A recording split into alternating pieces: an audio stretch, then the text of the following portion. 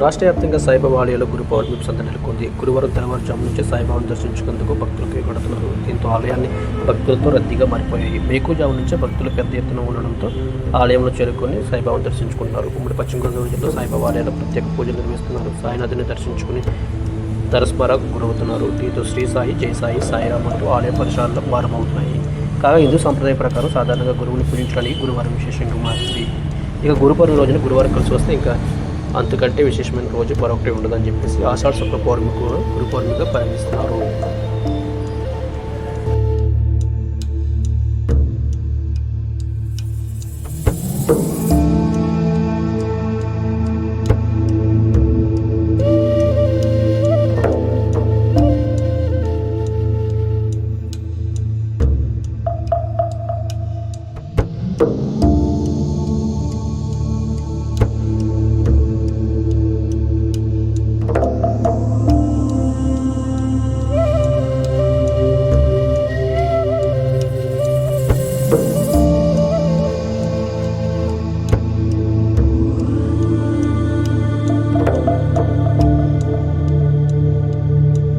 చక్కగా కార్యక్రమాలు ఏర్పాటు చేయడం జరిగింది. ప్రతి సంవత్సరం కూడా ఇదే విధంగా జరుగుద్ది. షిరిడీలో ఏ విధంగా అయితే గురువారం హారతి జరుగుతుందో, పల్లకీ సేవ జరుగుతుందో, అదేవిధంగా ప్రతి గురువారం ఇక్కడ పల్లకీ సేవ అనేది నిర్వహించబడుతుంది.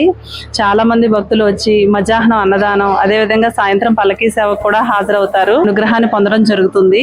ఇది చాలా సంతోషమైనట్లు చేసుకోవటం చాలా మంచిది. బాబా గారి అనుగ్రహం అనేది అందరి మీద ఉండాలని కోరుకుంటున్నాం. ఒక్కసారి మనసులో ఉన్నటువంటి కోరిక మనస్ఫూర్తిగా ఎటువంటి కల్మషం లేకుండా బాబా గారిని అడిగినట్లయితే ఆయన తప్పకుండా నెరవేరుస్తారు. కాబట్టి భక్తులందరూ కూడా ఈ అవకాశాన్ని సద్వినియోగం చేసుకోండి.